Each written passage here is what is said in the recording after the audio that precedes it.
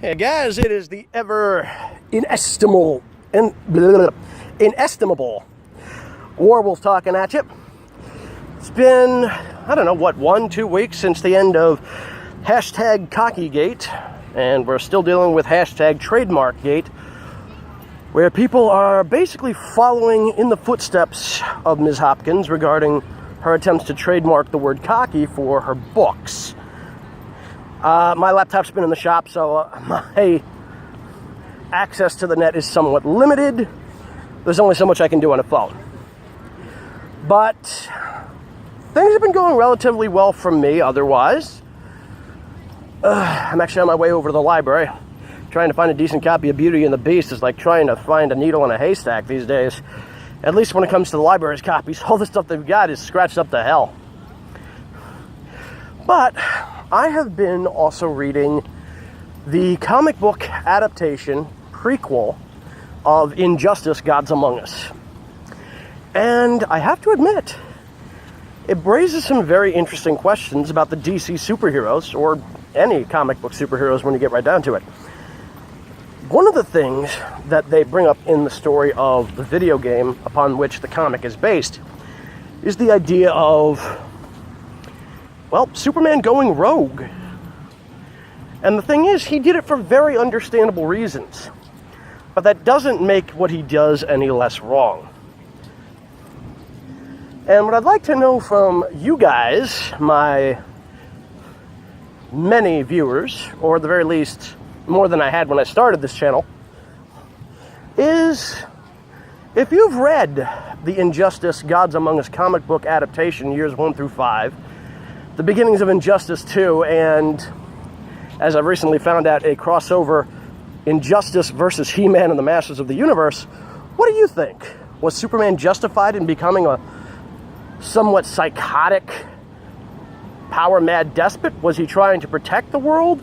Or was he just trying to bubble wrap it because of effectively a super-powered tantrum, as they somewhat make the analogy in the first year of the events leading up to the game? It's an interesting question. I've just been curious. I mean, let's be honest. Superman's reaction is very human. Granted, he's not human. At least, not in the biological sense, given that he is an alien from the planet Krypton. But his response is all too human. If the two people you probably love most in the world, your spouse and your kid, granted, at this point, his child had not yet been born, were killed as a result of a lunatic like the Joker, followed by basically utter atomization of a city in which you had come to know and love as home, would you do the same thing Superman did? Would you become the ruler of the world, or would you find a better way to deal with the grief? I don't know, it's just something that's very interesting from a storyline perspective. There hasn't been a lot of attempts to really look at that, even in fan fiction, and I was wondering what all of you thought. I will post this when I get a chance. Hopefully that will be in the next few days once my laptop comes back from the shop. And we will see what we see in the comments. So again, everybody, please take a time to comment. Give it some thought. If you've never read the Injustice comics, you know, I do recommend them, especially if you can get them through your local library. There's years 1 through 5.